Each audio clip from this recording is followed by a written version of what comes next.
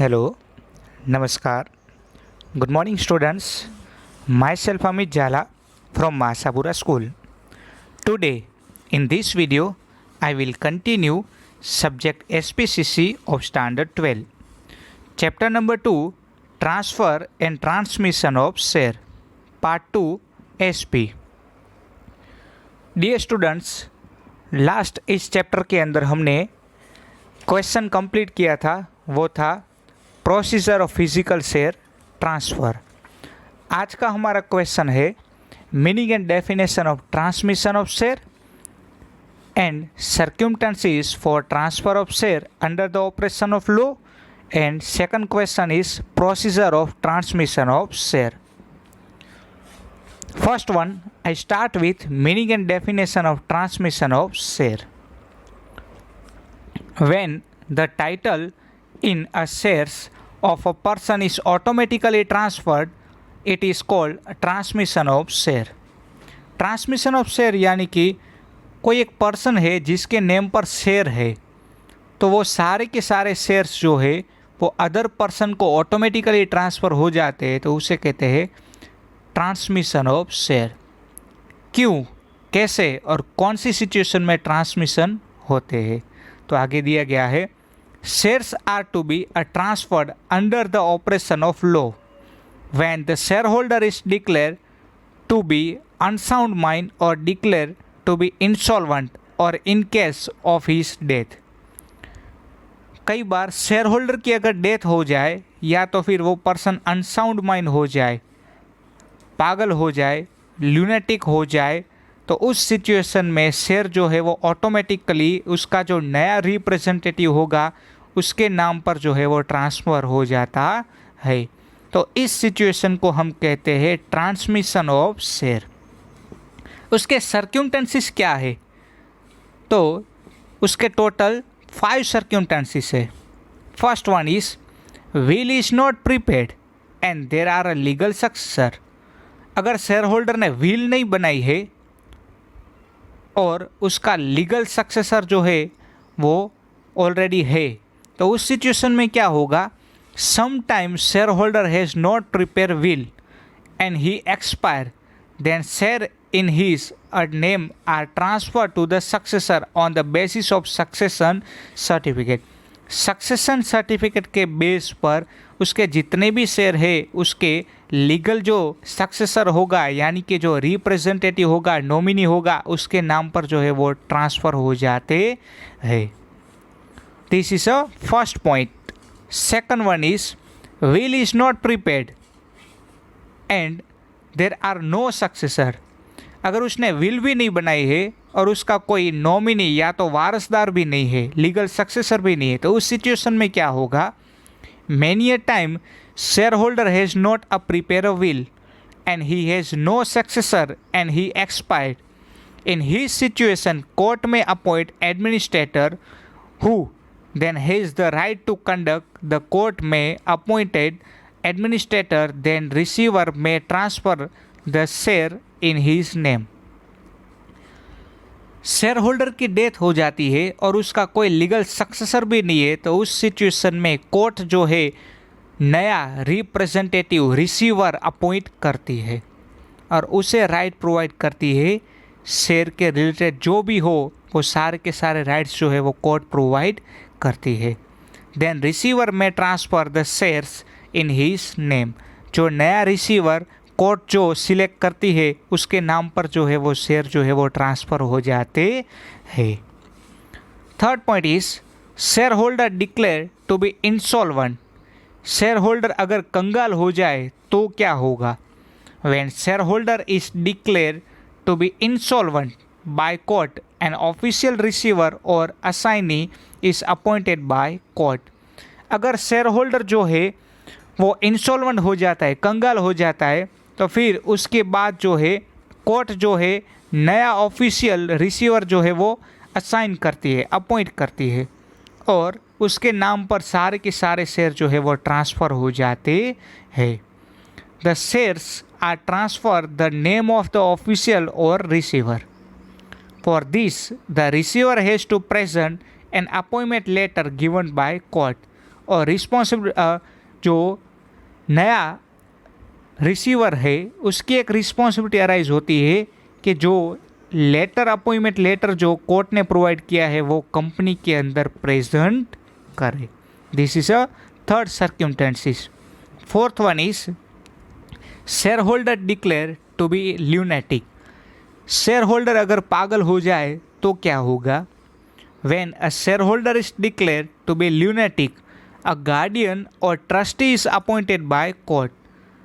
अगर share holder पागल हो जाता है तो ऐसी सिचुएशन में कोर्ट जो है गार्डियंस या तो ट्रस्टीज को क्या करती है? अपॉइंट करती है। सच अ गार्डियन और trustee a present the appointment letter issue by court to the company. Guardian और ट्रस्टी की एक रिस्पॉन्सिबिलिटी अराइज होती है कि उससे कोर्ट ने जो अपॉइंटमेंट लेटर दिया है वो कंपनी के अंदर सबमिट करवाए। After receiving such a letter the shares are transferred to name of the administrator. Company को जैसे ही अपॉइंटमेंट लेटर मिलता है उसके बाद कंपनी जो है नए एडमिनिस्ट्रेटर के नाम पर शेयर जो है वो ट्रांसफ़र करती है। This is a fourth point. Fifth one is death of a person in case of single person company. एक पर्सन है उसकी डेथ हो जाती है और वो सिंगल पर्सन था, उसके आसपास आगे पीछे कोई भी नहीं है उसका नॉमिनी, तो उस सिचुएशन में क्या होगा? तो आपकी टेक्स्ट बुक में दिया गया है, on the death of the sole member the person nominated by such member shall be the recognized by the company and the company will transfer all the shares of the member। Share holder की अगर death हो जाती है तो उसके बाद share holder ने जिसका भी नाम जो है नॉमिनी में डाला होगा उस पर्सन के नाम पर जो है वो शेयर जो है वो ट्रांसफ़र ऑटोमेटिकली हो जाते हैं। A legal representative has the rights to get a dividend. और जो नया लीगल रिप्रेजेंटेटिव होता है उसे राइट्स भी मिलता है, किसका? डिविडेंड का। And other privilege. However such a representative can not participate in a meeting of company. नया जो रिप्रेजेंटेटिव होता है वो कंपनी की मीटिंग के अंदर पार्टिसिपेट कर सकता नहीं है। He can not utilize the rights which are given to the share holder. जो शेयर होल्डर को राइट्स दिए गए थे उस राइट्स का ये नया रिप्रेजेंटेटिव जो है वो यूज़ कर सकता नहीं है। तो ये थे total 5 circumstances for transfer of share under the operation of law. Next question is a procedure of transmission of share. Transmission of share कैसे होता है? तो उसकी प्रोसेस है जिसके टोटल 5 पॉइंट्स है। First one is information to the company. सबसे पहली ड्यूटीज़ जो होती है वो लीगल सक्सेसर की होती है। क्या होती है? तो ए पॉइंट के अंदर दिया गया है इंटीमेशन अबाउट डेथ। जो शेयर होल्डर होता है उसकी अगर डेथ हो गई है तो उसके बाद जो नया लीगल सक्सेसर है उसकी रिस्पॉन्सिबिलिटी अराइज होती है कि वो कंपनी को इन्फॉर्म करे कि शेयर होल्डर की डेथ हो चुकी है और उसके बाद मैं उसका नेक्स्ट जो है वो लीगल रिप्रेजेंटेटिव हूँ। Legal successor of the share holder has to inform the company about the death of share holder. Second point is first share holder is deceased in case of the joint shareholding other shareholders have to inform the company and procure the death certificate।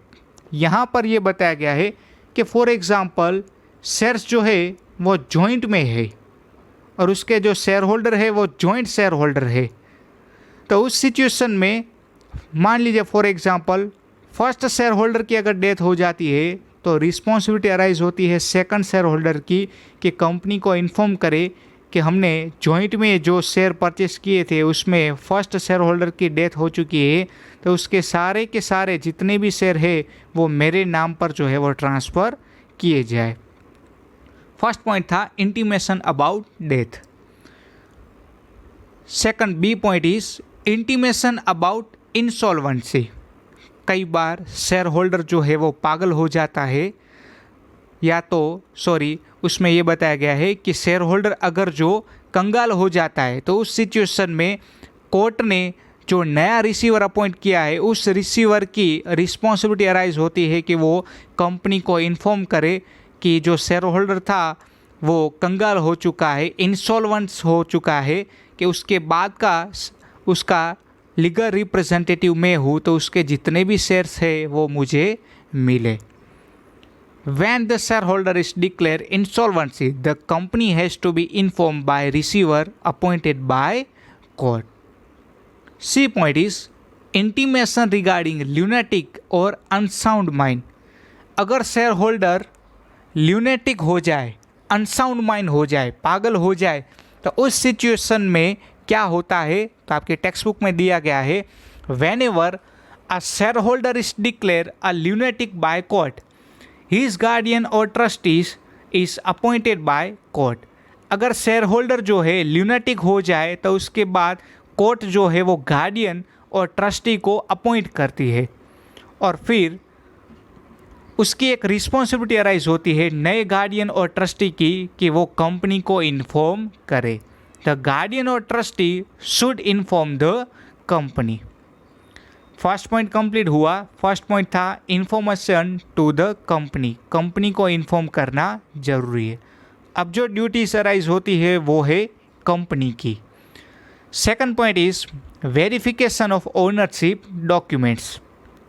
When ever a company is informed about death, insolvency, lunacy, all the legal documents and authentication have to be verified by company. Company को जो भी documents मिलते हैं ownership के, वो company क्या करती है, उसे चेक करती है, वेरीफाइड करती है, और फिर उसे अगर सेटिस्फेक्शन लगे तो वो आगे फॉरवर्ड करती है। तो सेकंड पॉइंट में क्या था, डॉक्यूमेंट्स का verification. Third point is notice issued by company to representative. Company क्या करती है, नया जो रिप्रेजेंटेटिव है उसे नोटिस देती है कि क्या आप शेयर जो है आप परचेस करना चाहते हो, क्या आप उसे लेना चाहते हो। तो उसी के अकॉर्डिंग कंपनी जो है एक नोटिस इश्यू करती है, किसे, नए रिप्रेजेंटेटिव को। If the company is satisfied with the documents, a authority letter, a verdict of the court, receiver में the receive trustees a legal heirs, it issue a notice to such representative. Company जो है अगर satisfied हो जाए document से, तो फिर उसके बाद नए लीगल रिप्रेजेंटेटिव को नोटिस जो है वो भेजती है और वेट करती है उसके रिप्लाई का। Fourth point is resolution of board of director. Resolution यानी कि one type of meeting. After receiving the reply of notice, board of director transfer the shares to the name of the legal representative and pass a resolution. जैसे ही उसको notice जो है, notice का reply मिल जाता है, फिर उसके बाद बोर्ड ऑफ डायरेक्टर जो है वो अप्रूवल देती है, और फिर वो बोर्ड ऑफ डायरेक्टर नए शेयर होल्डर के नाम पर शेयर जो है वो ट्रांसफ़र करती है, और नई एंट्री जो है रजिस्टर के अंदर ऐड की जाती है। Fifth point is to issue new share certificate and enter name in register of member. After the resolution of share transmission, the new share holder, new member name is enter into the register of member. Resolution के बाद company जो है नए legal representative के नाम पर share जो है वो ट्रांसफ़र करती है, और फिर एक नया सर्टिफिकेट, शेयर सर्टिफिकेट बना के वो क्या करती है, न्यू शेयर होल्डर को इश्यू करती है। The new share holder are inform to collect the new share certificate, और फिर कंपनी जो है न्यू शेयर होल्डर को जो है इन्फॉर्म करती है कि आप जो है हमारी कंपनी में आके नया जो शेयर सर्टिफिकेट है वो ले जाओ। तो ये थी process of transmission of share.